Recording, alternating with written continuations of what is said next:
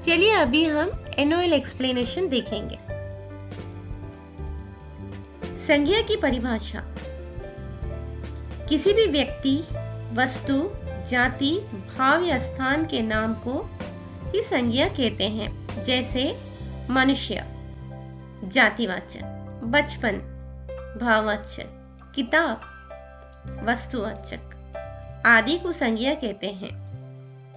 The definition of noun, the name of any person, object, caste, sentiment or place is called a noun. For example, man, caste, childhood, behave, a book, object, etc. are called nouns. तो आप यहाँ पे अच्छे से समझ सकते हैं कि कोई भी एक वस्तु, जाति या भाव या स्थान के नाम को संज्ञा कहते हैं। चलिए अभी हम संज्ञा के प्रकार देखते हैं। संज्ञा के प्रकार, टाइप्स ऑफ नाउन। संज्ञा के मुख्य रूप से 3 भेद होते हैं।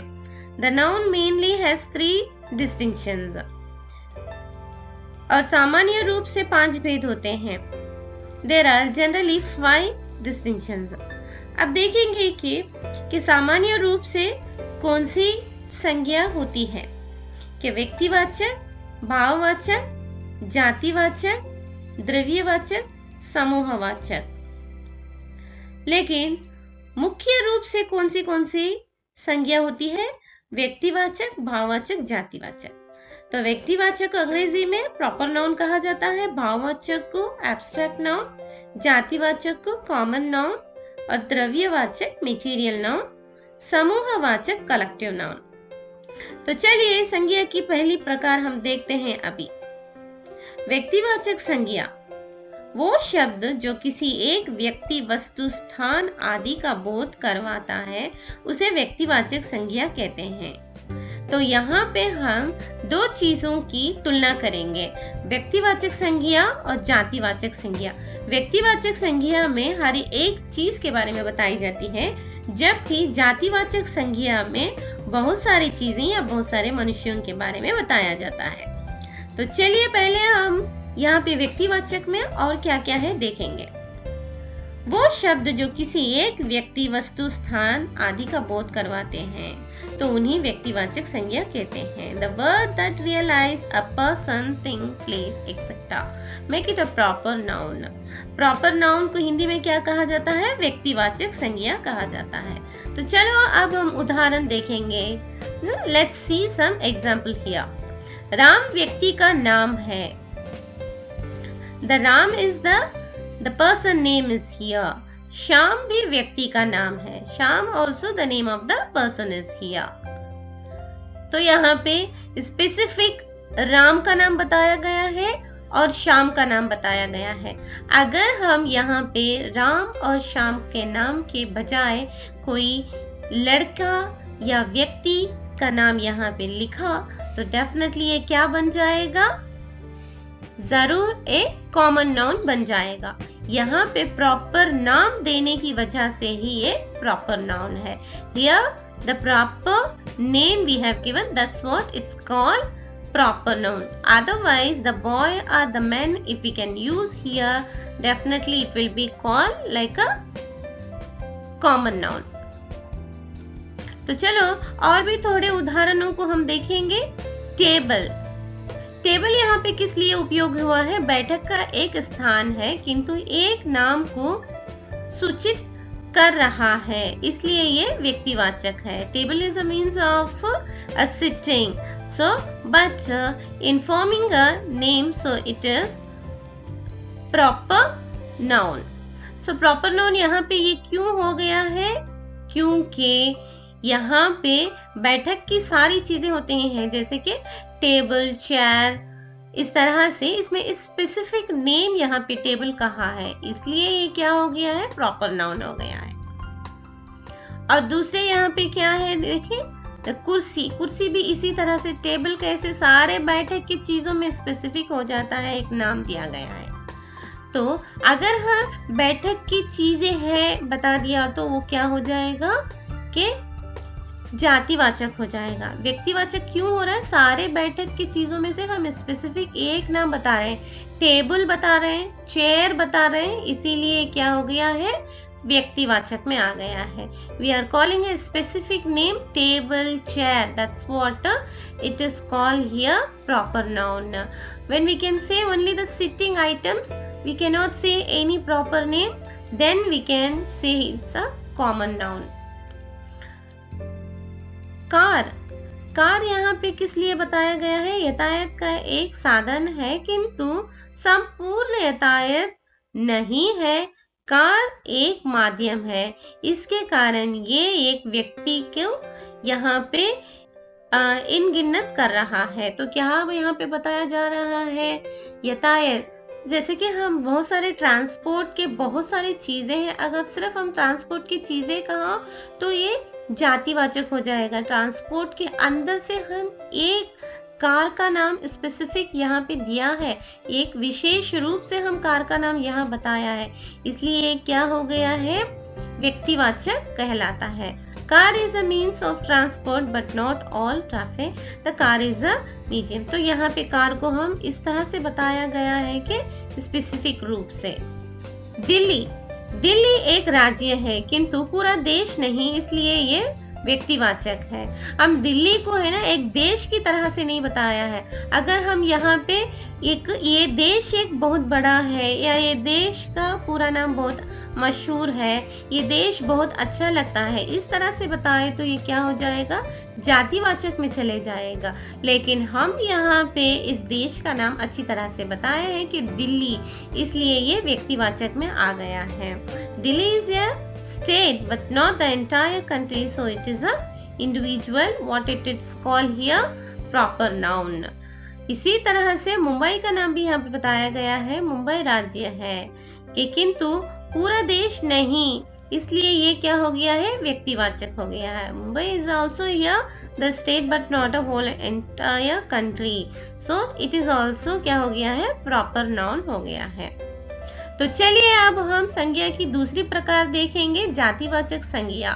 जातिवाचक की संज्ञा की परिभाषा देखेंगे। जो शब्द किसी व्यक्ति, वस्तु या स्थान की संपूर्ण जाति का बोध कराते हैं, उन शब्दों को जातिवाचक संज्ञा कहते हैं। जैसे मोबाइल वस्तु, गांव स्थान, आदमी प्राणी आदि। अब यहाँ पे मैंने पहले ही बता दिया कि जब हम संज्ञा को देखा, संज्ञा का पहला भेद देखा था कि व्यक्तिवाचक में मैंने बताया कि जातिवाचक को भी कंपेयर करके बताया कि जातिवाचक में बहुत सारे लोगों, जैसे कि समूह बहुत सारे लोगों को मिला के ही बताया जाता है, क्योंकि जाति मतलब क्या है? कोई एक इंसान को, एक व्यक्ति को हम जाति नहीं कह सकते हैं, कि बल्कि बहुत सारे व्यक्ति वहाँ पे पाए जाने से ही हम जाति कह सकते हैं। तो the word that refer to the entire cast of a person, object or place are called cast nouns such as mobile, object, village, place, man, creature, etc. तो यहाँ पे क्या बताने की कोशिश हो रही है कि जातिवाचक मतलब कॉमन नाउन। कॉमन नाउन में स्पेसिफिक सिंगल पर्सन नहीं हो सकता है, बल्कि सारी सोसाइटी हो सकती है, ग्रुप हो सकता है। इस चीज़ों को ही हम लोग जातिवाचक में लेके आ सकते हैं। उदाहरण, एग्जाम्पल, स्कूल में बच्चे पढ़ते हैं, the children are studying in the school. तो यहाँ पे क्या है? चिल्ड्रन बताया है, बच्चे बताया है, कोई बच्चे का नाम नहीं बताया है। अगर हम जातिवाचक में सिर्फ है ना बच्चे ही बोल रहे हैं, अगर हम व्यक्तिवाचक उठा लिया तो वहाँ पे हमने राम और श्याम का, बच्चों का स्पेसिफिक नाम, जो विशेष नाम हमने देखा है, लेकिन यहाँ पे नाम नहीं देखा है, इसलिए से क्या कह सकते हैं? हम जातिवाचक कह सकते हैं। और भी यहाँ पे क्या है? पेड़ों पर पक्षी बैठे हैं, यहाँ पे पक्षी ही बोला है, लेकिन पक्षी का स्पेसिफिक नाम नहीं बताया है। अगर वही यहाँ पे पेड़ों पर तोते बैठे हैं, पेड़ों पर कबूतर बैठे हैं, तो कोई पक्षी का नाम यहाँ पे लाया जा सकता है, तो तभी हम इसको व्यक्तिवाचक कह सकते हैं। लेकिन यहाँ पे सिर्फ और सिर्फ पक्षी का नाम ही बताया है, इसलिए क्या हो गया है? जातिवाचक हो गया है। अगर हम पक्षी का नाम बताए तो वो क्या होता था? व्यक्तिवाचक हो जाता। तो उदाहरण, एग्जाम्पल यहाँ पे क्या दिया गया है? स्कूल में बच्चे पढ़ रहे हैं, children are studying in a school. Children only here they are describing, that's what it's called common noun. और यहाँ पे birds are sitting on the tree. So there is no birds names. That's what it is also that common noun. In the sentence given above, children will be children and then birds both are, it's called common noun. They are making sense of the children and birds by not making sense of any particular child a bird. यहाँ पे कोई भी एक bird का एक child का specific name नहीं बताया गया है, इसलिए किस में आ गया, कॉमन नाउन में आ गया। कॉमन नाउन को हिंदी में क्या कहा जा सकता है कि जैसे कि जातिवाचक कहा जा सकता है। प्रॉपर नाउन को क्या कहा जा सकता है, प्रॉपर नाउन को हिंदी में व्यक्तिवाचक कहा जाता है। तो चलो हम दो प्रकार के संज्ञा देख लिया, क्यों ना हम तीसरे प्रकार का संज्ञा देखेंगे। तीसरा प्रकार का संज्ञा यहाँ पे क्या है, भाववाचक संज्ञा है, जिसे अंग्रेजी में एब्स्ट्रैक्ट नाउन कहा जाता है, जिसको हम छू भी नहीं सकते और देख भी नहीं सकते, सिर्फ और सिर्फ महसूस कर सकते। We can not touch and we can not see abstract noun, only we can feel. So जो शब्द किसी चीज या पदार्थ की अवस्था, दशा या भाव का बोध कराते हैं, उन शब्दों को भाववाचक संज्ञा कहते हैं। तो यहाँ किस प्रकार के पदार्थ और अवस्था है, कैसी दशा है, यहाँ पे सिर्फ भाव ही है, सिर्फ हम लोग फील ही कर सकते हैं। We can feel only, we can not be see and touch. Those type of words we can call abstract noun. The word that describe the state, condition or emotion of things, substance are called emotional. Like a क्या बोल सकते हैं, abstract noun we can say here. उदाहरण, example के तौर पर हम यहाँ पे क्या देख रहे हैं, लगातार परिश्रम करने से सफलता मिलेगी। सफलता, success. Can we touch the success? Definitely we can not touch the success, we can not see success, then only we can feel the success. इसी तरह से हम यहाँ पे सफलता को महसूस कर सकते हैं, लेकिन हम छू नहीं सकते। तो ऊपर दिए गए वाक्यों में सफलता से जो सफल होने का भाव व्यक्त हो रहा है, इसलिए ये भाववाचक संज्ञा शब्द है। The continue the hard work will bring success. The sentence above are expressing a sense of success. With the success only, what is here the abstract noun? They are expressive abstract noun. तो मैंने तुमको बता दिया है कि abstract noun को हिंदी में क्या कहा जा सकता है, भाववाचक संज्ञा कहा जा सकता है। भाववाचक संज्ञा क्या है, हम इसको छू भी नहीं सकते और देख भी नहीं सकते, सिर्फ और सिर्फ महसूस कर सकते। We can only feel this, we can not be touch and see. तो अब हम संज्ञा का चौथा प्रकार देखेंगे, जिसको द्रव्यवाचक संज्ञा कहा जाता है। द्रव्यवाचक संज्ञा को अंग्रेजी में क्या कहा जा सकता है, मटेरियल नाउन कहा जा सकता है। ये ऐसे जो भी पदार्थ होते हैं कि इसको रख के हम कोई नई चीजें उत्पन्न कर सकते हैं, ये सिर्फ मटेरियल जैसा ही हो सकता है। The material we can make some other things, that we can say the material noun. जो शब्द किसी धातु या द्रव्य का बोध कराते हैं, द्रव्यवाचक संज्ञा कहलाते हैं, जैसे कोयला, तेल आदि।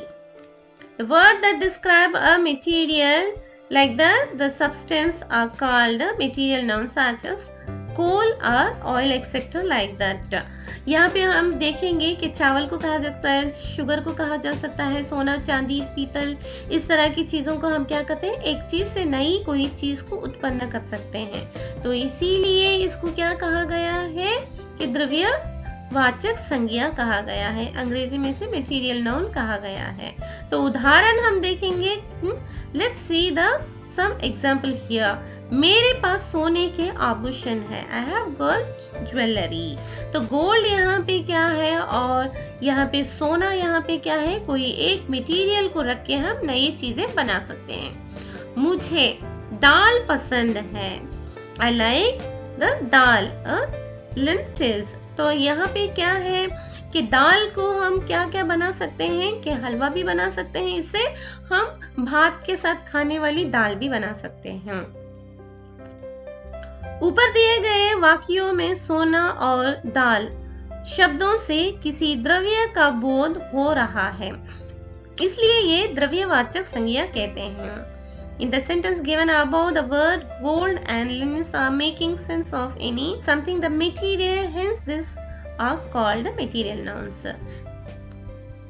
तो मैंने बता दिया कि द्रव्यवाचक संज्ञा क्या हो सकता है कि मटेरियल नाउन हो सकता है कि कोई भी एक धातु ऐसी होती है उसे उसकी माध्यम से हम कोई नई चीजें उत्पन्न कर सकते हैं। तो which the materials are there which we can make something the new things that we can call a material noun here. So example हमने क्या देखा यहाँ पे उदाहरण हमने दो चीजें देखा था, सोना भी देखा था और दाल भी देखा था। तो क्यों ना अब हम संज्ञा का पांचवा प्रकार देखेंगे। संज्ञा का पांचवा प्रकार क्या है? समुदायवाचक। समुदायवाचक संज्ञा को हम अंग्रेजी में क्या कह सकते हैं? जैसे कि कलेक्टिव नाउन कहा जा सकता है। जिस संज्ञा शब्द से किसी भी व्यक्ति या वस्तु के समूह का बोध होता है उन शब्दों को समूहवाचक या समुदायवाचक संज्ञा कहते हैं, जैसे कि भीड़, झुंड आदि। तो एक चीज से समुदाय या समूह नहीं बन सकता। यहाँ भी बहुत सारी चीजों को हम लोग मिला के बना सकते हैं, लेकिन किस प्रकार बहुत सारी चीजों को हम एक चीज में इसको हम उभार सकते हैं। कैसे? देखो, भीड़ में बहुत सारे लोग होते हैं, लेकिन उन सबको मिला के भीड़ आ गई, एक ही प्रकार से हम वाक्य में प्रयुक्त करते हैं। तो इसकी परिभाषा क्या है? जिन संज्ञा शब्द से किसी भी व्यक्ति या वस्तु के समूह का बोध होता है, मतलब कि कोई एक चीज नहीं है, बहुत सारी चीजों को हम एक कलेक्टिव नाउन बना के कोई भी वाक्य में एक चीज की तरह उत्पन्न यहाँ पे करते हैं कि भीड़ आ गई और झुंड आ गया। ऐसे झुंड आ गए, भीड़ आ गए, इस तरह से नहीं कहते हैं कि भीड़ आ गई, भीड़ हो गई, भीड़ खत्म हो गई, भीड़ यहाँ से चले गई। ये शब्द ये चीज की तरह हम इसको वाक्यों में प्रयुक्त करते हैं। Noun word that indicate any person or group or things are called collective noun. Collective nouns किसको कहा सकता है? हम crowd या herd इस चीजों को एक्सेट्रा को हम कह सकते हैं। चलो अब हम अभी उदाहरण देखेंगे। Why can't we see some examples here? भारतीय सेना दुनिया की सबसे बड़ी सेना है। Indian Army is the largest army in the world. Army, क्या आर्मी क्या सेना सिर्फ यहाँ पर एक आदमी हो सकता है? नहीं, बहुत सारे आदमी हो सकते हैं। फिर भी यहाँ पे आर्मी इज बोल रहे हैं, आर्मी आर नहीं बोल रहे हैं। इसी तरह यहाँ पे हिंदी में भी हम क्या बोल सकते हैं? सेना है बोल रहे हैं, सेना है ही नहीं बता रही हूँ। इसी तरह दूसरा जो एग्जाम्पल है, उदाहरण हम देखेंगे। मेरे परिवार में 4 सदस्य हैं। मतलब क्या है? मेरे परिवार में कितने सदस्य हैं? कितने मेंबर्स हैं? 4 members. They are 4 members in my family. So ये फैमिली भी क्या हो सकती है? एक प्रकार का शब्द से ही हम उपयोग करते हैं, जैसे कि यहाँ पे प्लूरल फॉर्म से नहीं बताते हैं। तो परिभाषा में हमने क्या देखा? यहाँ पे परिवार में 4 सदस्य हैं। ऊपर दिए गए वाक्यों में सेना व परिवार एक समूह का बोध करा रहा है। क्या करा रहा है यहाँ पे? एक समूह का। यहाँ पे बहुत सारे समूह है, बहुत सारे लोग अंदर है, ये नहीं बता रहे कि सारे लोग को मिला के एक समूह का बोध करा रहे हैं, इसलिए ये समुदायवाचक संज्ञा कहलाएगी। So in English there are 4 members in my family, इस तरह से बताया है। और क्या बताया है? Indian Army is the largest army in the world।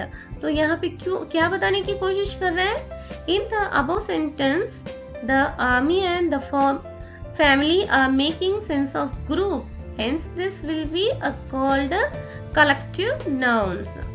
तो बच्चों समझ गए कि संज्ञा के 5 भेद होते हैं। मुख्य रूप से 3 होते हैं जो जातिवाचक, व्यक्तिवाचक, भाववाचक में होते हैं, और सामान्य रूप से 5 होते हैं। कौन से रूप होते हैं? जैसे कि व्यक्तिवाचक, भाववाचक, जातिवाचक, द्रव्यवाचक और समूहवाचक। तो इस प्रकार से हमने देख लिया है, ये अच्छे से आपको याद रखना है, बार बार दोहरा के देखने की कोशिश कीजिए। तो चलिए अभी हम यहाँ से इनवर्ड एक्सप्लेनेशन करेंगे। सर्वनाम। सर्वनाम की परिभाषा।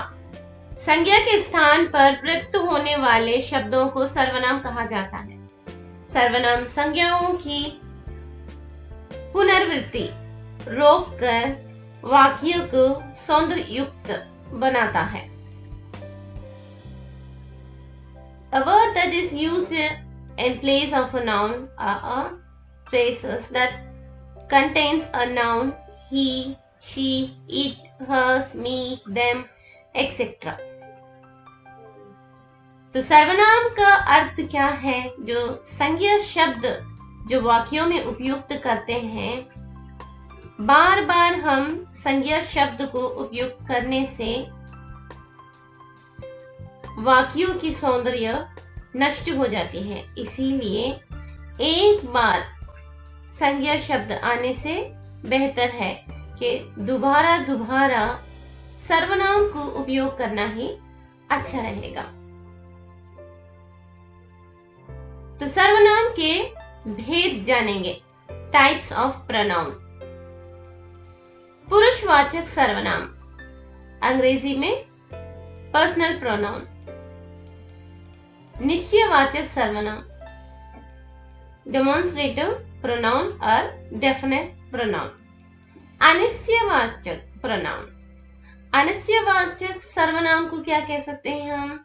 इनडेफिनेट प्रोनाउन कहा जा सकता है। संबंधवाचक सर्वनाम, रिलेटिव प्रोनाउन। प्रश्नवाचक सर्वनाम, इंट्रोगेटिव प्रोनाउन। निजवाचक सर्वनाम, रिफ्लेक्सिव सर्वनाम। तो पूरे कितने हो गए यहाँ तक? 6 प्रकार के सर्वनाम हमने देख लिया। तो पहला सर्वनाम का भेद में कौन सा सर्वनाम आता है? पुरुषवाचक सर्वनाम। पुरुषवाचक सर्वनाम जिन सर्वनाम शब्दों का प्रयुक्त वक्ता द्वारा खुद के लिए या दूसरों के लिए किया जाता है। तो पहले वक्ता का अर्थ जानिए। वक्ता मतलब बोलने वाला, उसे पुरुषवाचक सर्वनाम कहते हैं। जैसे मैं, हम, वक्ता द्वारा खुद के लिए, और तुम, आप, सुनने वाले के लिए। क्या हम बात करते समय खुद के लिए ही तुम, आप बोल सकते हैं? नहीं, जो सुनने वाला है उसको ही हम ऑब्वियसली तुम, आप कह सकते हैं। और यह, वह, ये, वे किसी और के बारे में बात करने के लिए आदि।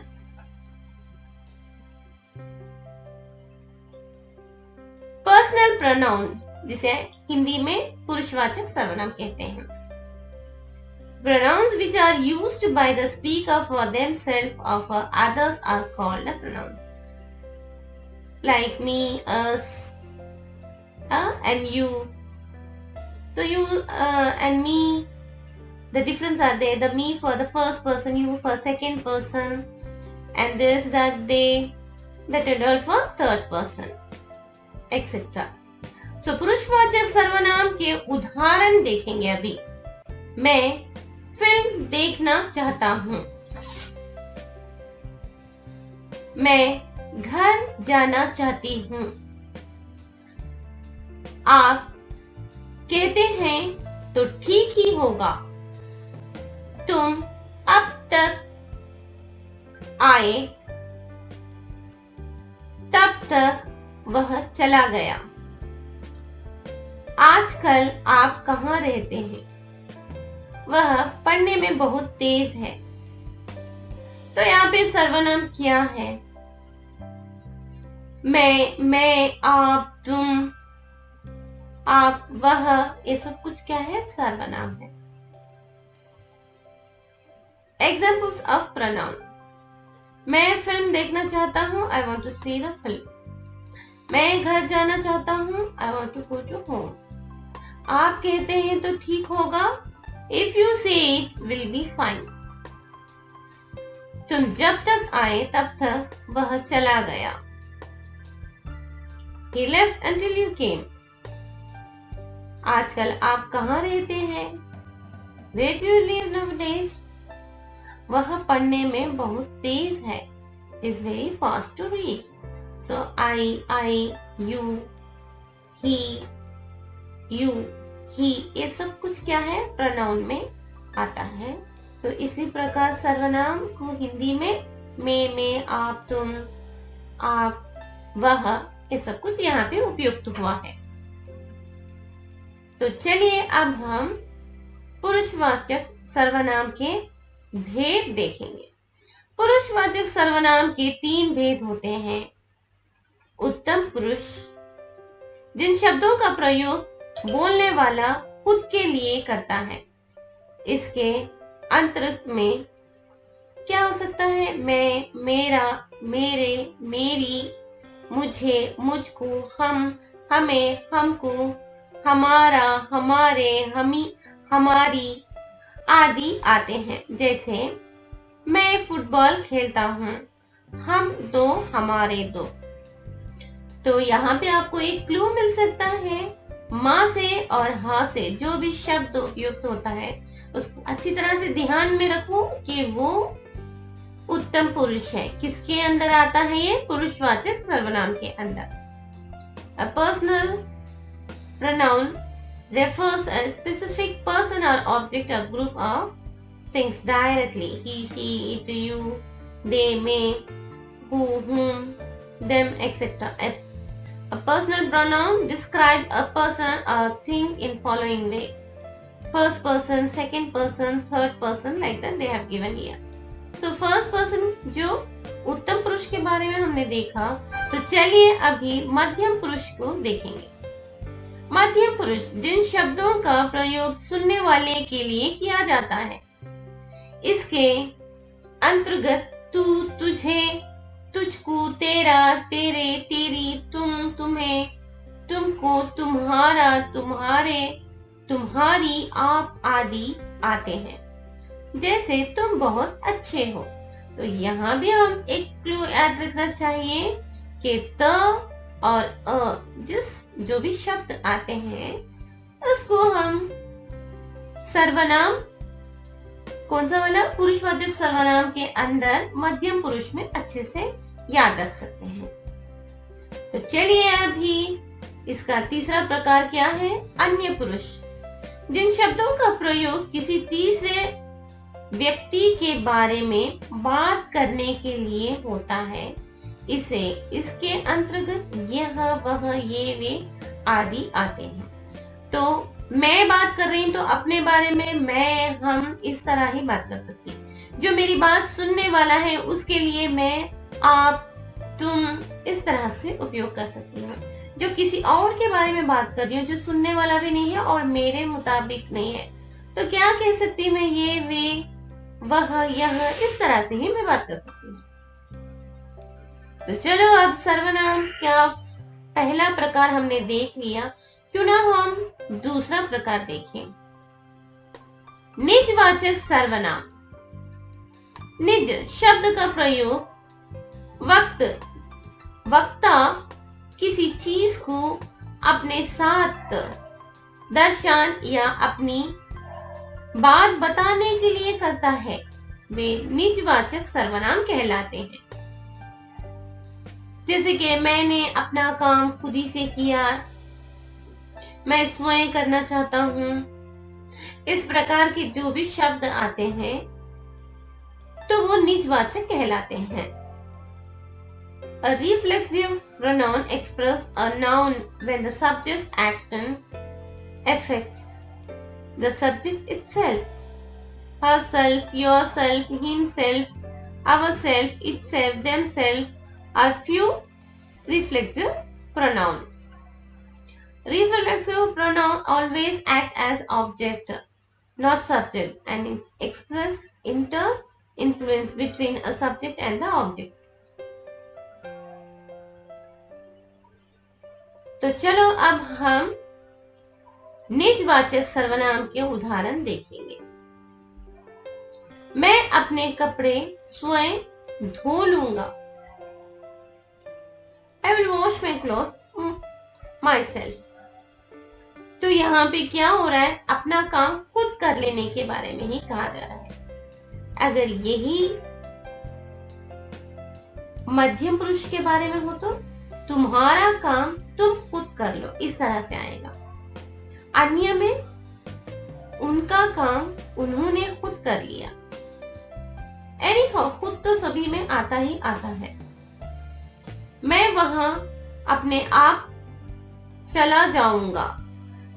I'll go there myself. इस तरह से ही बता रहा है। तो ऊपर दिए वाक्यों में वक्ता ने खुद के लिए स्वयं और अपने आप का प्रयोग करने के लिए कामों को खुद से जोड़ने के लिए किया है। जहां आप शब्द का प्रयोग श्रोता के लिए हो, वहां यह आदर सूचक मध्यम पुरुष होता है, और जहां आप शब्द का प्रयोग अपने आप के लिए हो, वहां निजवाचक होता है। तो आपका भी यहाँ पे दो प्रकार के बता रहे हैं कि एक आप जो हम मध्यम पुरुष को आदर करने के लिए उपयुक्त करते हैं, और दूसरा आप खुद के लिए हो जाता है। तो मैं अपने आप के लिए ये ड्रेस खरीदी हूँ, अपने आप के लिए मतलब मेरे लिए। ये आप है ना, सामने वाले के लिए नहीं है, समझे? ओके। तो in the above sentence the speaker used himself and himself to relate the works to himself, where the word you is used to for the listener it is a respectable middleman, and where the word you is used for himself it is private. तो चलो अब हम निश्चयवाचक सर्वनाम को देखते हैं, जिसे अंग्रेजी में डेफिनेट प्रोनाउन कह सकते हैं और डेमोन्स्ट्रेटिव प्रोनाउन भी कह सकते हैं। तो यहाँ पे क्या बताया गया है, जिन सर्वनाम शब्दों से किसी वस्तु, व्यक्ति या स्थान की निश्चितता का बोध हो, वे शब्द निश्चयवाचक सर्वनाम कहलाते हैं। This type of pronoun is used to indicate something the words in the category are this, those, that, this. तो यहाँ पे क्या बताने की कोशिश की है कि थोड़े से हम लोग उदाहरण देखेंगे, जैसे यह, वह आदि। ये कार मेरी है। तो प्रोनाउन के ये क्या, कौन सा वाला प्रोनाउन कह सकते हैं हम लोग? निश्चयवाचक, जिसे अंग्रेजी में डेमोन्स्ट्रेटिव भी कह सकते हैं। तो सच क्या क्या चीजें आते हैं, दिस, दैट, इस तरह से आते हैं।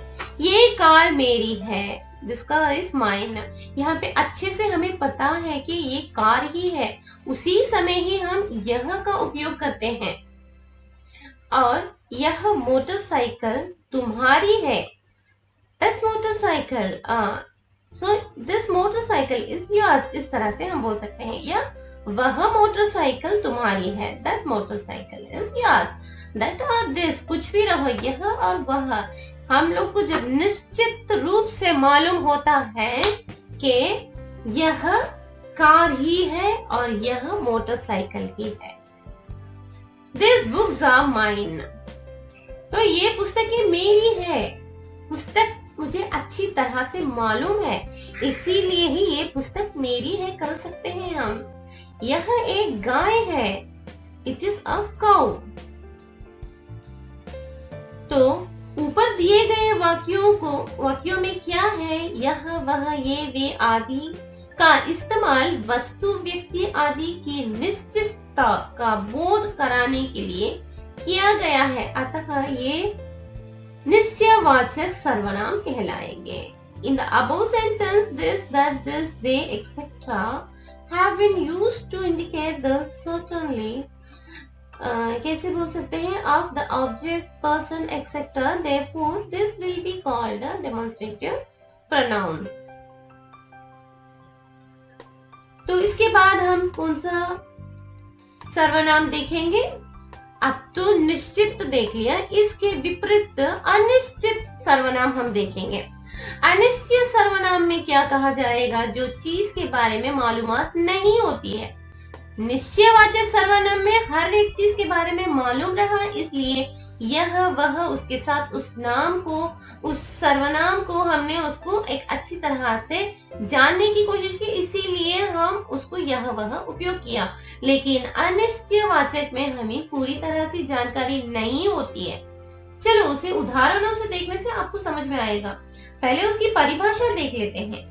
जिन सर्वनाम शब्दों से वस्तु, व्यक्ति, स्थान आदि की निश्चितता का बोध नहीं होता, वे अनिश्चयवाचक सर्वनाम कहलाते हैं।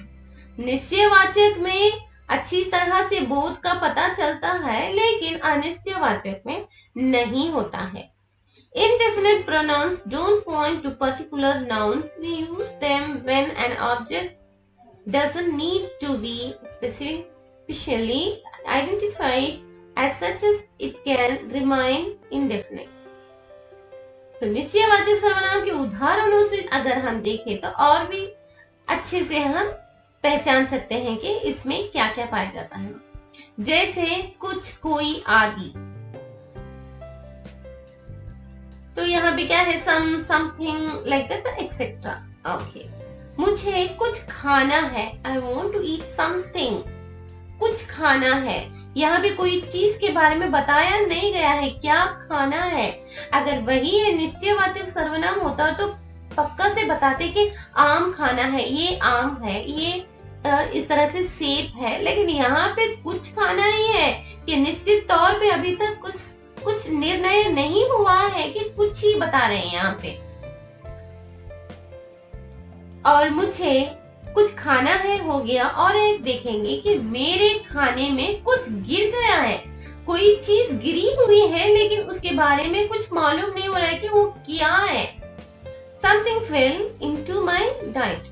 तो क्या गिरा है इसकी जानकारी नहीं मिल रही है, इसीलिए कुछ यहाँ पे उपयोग हुआ है। मुझे बाजार से कुछ लाना है। I want to bring something from the market. तो यहाँ पे क्या है? अभी तक निर्णय नहीं लिया है कि क्या खरीदना है, लेकिन यहाँ पे ये बता रहे हैं कि कुछ ना कुछ तो लाना ही है बाजार से। कोई आ रहा है। Somebody is coming. यहाँ पे कौन आ रहा है? किसी व्यक्ति का नाम ही नहीं पता है, इसीलिए कोई आ रहा है। तो somebody is coming. मुझे कोई नजर आ रहा है। I can see someone. किसी को तो मैं देख सकती हूँ, लेकिन कौन मुझे नहीं मालूम।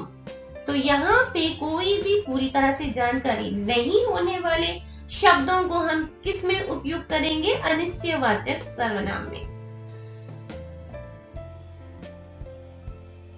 तो चलिए इसके ऊपर हमने अभी तक हमने क्या देखा उसके बारे में थोड़ी सी और जानकारी देखेंगे कि ऊपर दिए गए वाक्यों में वक्ता सिर्फ अंदाजा लगा सकता है। यहाँ पे सिर्फ हम लोग एक अंदाजा ही लगा सकते हैं, लेकिन परफेक्ट से नहीं कह सकते हैं कि वो क्या चीज है। लेकिन हमें वस्तु या व्यक्ति की निश्चितता का बोध नहीं हो रहा है, अतः कुछ, कोई आदि शब्द अनिश्चयवाचक सर्वनाम की श्रेणी में आते हैं। In the sentence given above, the speaker is only guessing. यहाँ पे अंदाजा ही हो रहा है, but we are not aware of the certainty of the object or person. Therefore, some words only we are using here. So fall under the category of indefinite pronouns. ये सब कुछ किसके अंदर आ जाता है? कौन सी कैटेगरी के अंदर? indefinite pronoun के अंदर आता है। ये definite नहीं है। तो चलो अब हम सर्वनाम की दूसरी प्रकार देखेंगे। प्रश्नवाचक सर्वनाम, जिन शब्दों का प्रयुक्त किसी वस्तु, व्यक्ति आदि के बारे में कोई सवाल पूछने या उसके बारे में जानने के लिए किया जाए, उन शब्दों को प्रश्नवाचक सर्वनाम कहते हैं। प्रश्न मतलब आपको पता है क्वेश्चन ही है। जैसे कि interrogative pronoun ask questions. Compound interrogative क्या कर सकता है? ये हमेशा are used express surprise, confusion, irritation, कुछ भी एक रहता है तो उसको क्लियर करने के लिए हम सवाल ही करते रहते हैं। प्रश्नवाचक सर्वनाम के उदाहरण देखेंगे कि क्या क्या इसमें उपयोग होता है, इसके क्लू क्या क्या है, जैसे कौन, क्या, कब, कहां आदि। ये सारे वर्ड्स आपके क्लू के लिए ही। कोई भी एक वाक्य में आप कौन, कहां, कब, क्या इस तरह से देख लिया तो वहां पे आसानी से लिख दो कि ये प्रश्नवाचक सर्वनाम है। देखो तो कौन आया है, आपने क्या खाया है, तो यहाँ पे कौन है, क्या है, यही वर्ड्स ही किसमें आ रहे हैं, प्रश्नवाचक सर्वनाम में आ रहे हैं। See who has come, what have you eaten, so यहाँ पे क्या है, who और what, ये दोनों शब्द ही किसमें आते हैं, प्रश्नवाचक सर्वनाम में आते हैं। ऊपर दिए गए जो वाक्य में कौन तथा क्या शब्दों का प्रयोग करके किसी व्यक्ति या वस्तु के बारे में जानने की कोशिश की जा रही है, अतः ये प्रश्नवाचक सर्वनाम की श्रेणी में आएगी। In the above sentence, the words who and what are being tried to know about a person or thing, so these questions will fall under the category. कौन से category is coming under the category of pronoun? Which category of pronoun? जैसे कि interrogative pronoun में आ जाते हैं। तो चलो अब हम सर्वनाम की अंत प्रकार देखेंगे, जो आखिरी में कौन सी प्रकार आई है, संबंधवाचक सर्वनाम। संबंधवाचक सर्वनाम में क्या दिया गया है हम देखेंगे। जिन सर्वनाम शब्दों का प्रयोग किसी वस्तु या व्यक्ति का संबंध बताने के लिए किया जाए, वे शब्द संबंधवाचक सर्वनाम कहलाते हैं। रिलेटिव प्रोनाउन, संबंध मतलब relative. The pronoun words that are used to describe the relation of an object or person are called relative pronouns. संबंधवाचक सर्वनाम के उदाहरण देखेंगे, जैसे जो, सो, जैसा, वैसा आदि। ऊपर हमने जितने भी 5 प्रकार के सर्वनाम देखा, उसमें सिर्फ एक शब्द ही क्लू के मुताबिक लिया करते, लेकिन संबंधवाचक में 2 शब्दों को क्लू के लिहाज से लिया करो, जैसे कि जो, सो, जैसा, वैसा। जैसे कि राइमिंग तरह भी ये लग रहे हैं, जैसी करनी वैसी भरनी। तो as you so you shall reap, like that something, तुमने क्या किया उसी में ही तुमको उसका सिला मिल सकता है। जो सोएगा सो खोएगा, तो क्या है, जो भी तुम कितना भी बुरा करोगे तो तुम्हारा नतीजा भी बुरा नहीं निकलेगा, इस प्रकार से बताया गया है। जो जाएगा सो पावेगा। यहाँ पे रिलेटेड बता रहा है कि जो जाएगा उसको ही पाने की कोशिश हो सकती है, जो करेगा वही भरेगा। तो रिलेटेड हो रहा है यहाँ पे। जैसे बोएगा वैसे काटोएगा। तो आपने सुना है, बहुत सारे बड़े लोग कहते हैं, अगर बबूल के बीज भूंजे हैं तो कहां से आम निकलेगा, बबूल ही निकलेगा। इसका अर्थ क्या है कि जो काम करोगे उसी से वही फल मिलेगा। तो यहाँ पे इसीलिए संबंध से 2 वाक्य एक में रिलेटेड होते हैं। ऊपर दिए गए वाक्यों में जो, सो और जैसे वैसे शब्दों का प्रयोग करके किसी वस्तु या व्यक्ति में संबंध बताया जा रहा है, अतः ये शब्द संबंधवाचक सर्वनाम की श्रेणी में आते हैं।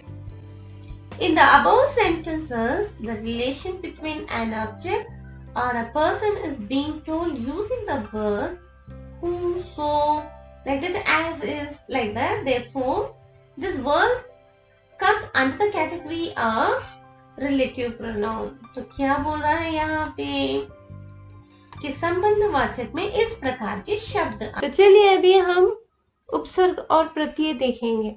उपसर्ग और प्रत्ययों को अंग्रेजी में प्रीफिक्स और सफिक्स कहा जाता है। तो प्रीफिक्स सफिक्स समझने से पहले छोटा सा हम डेफिनेशन देख लेंगे अंग्रेजी में। A prefix is a group of letters thus added to the beginning of a word and the suffix is an affix that's added to the end of the word. Prefix modify the meaning of a word. They can make a word negative should repetition or indicate opinion.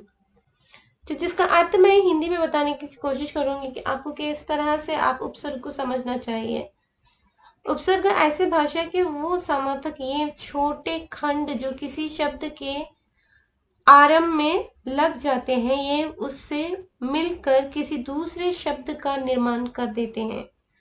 उपसर्ग शब्द का अर्थ होता है समीप आकर नया शब्द बनाना, अर्थात यह किसी शब्द के साथ लगकर नया शब्द बनाता है।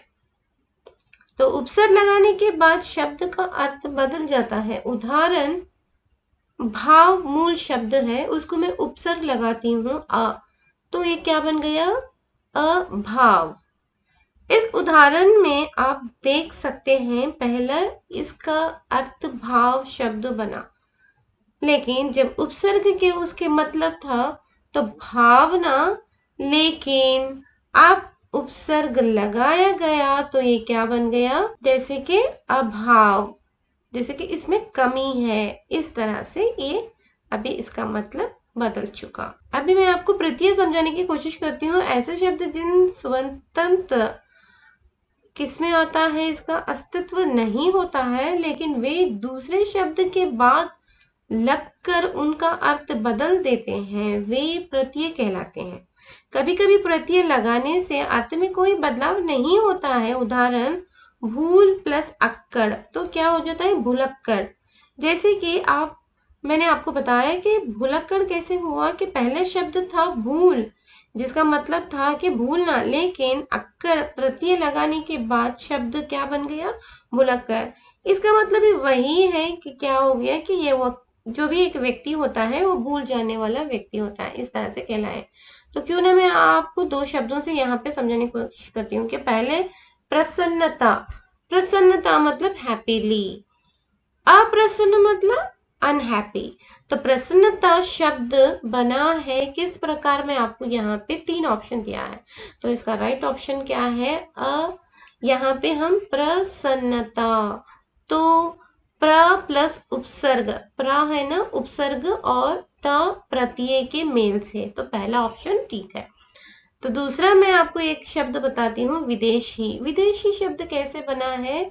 वी उपसर्ग है यहाँ पे और ई प्रत्यय के मेल से विदेशी यहाँ पे बना हुआ है। ओके, और आपको मैं थोड़े से यहाँ पे शब्द देती हूँ, जैसे कि आप प्रत्यय लगाइए। सुंदर, सुंदर को आप किस तरह से प्रत्यय लगाओगे? सुंदरता। और जीवन को आप किस तरह से प्रत्यय लगाओगे? जीवित। संबंध को आप कैसे प्रत्यय लगाएंगे? कि संबंधित। और विनम्र आप कैसे प्रत्यय लगाएंगे? विनम्रता। Thank you.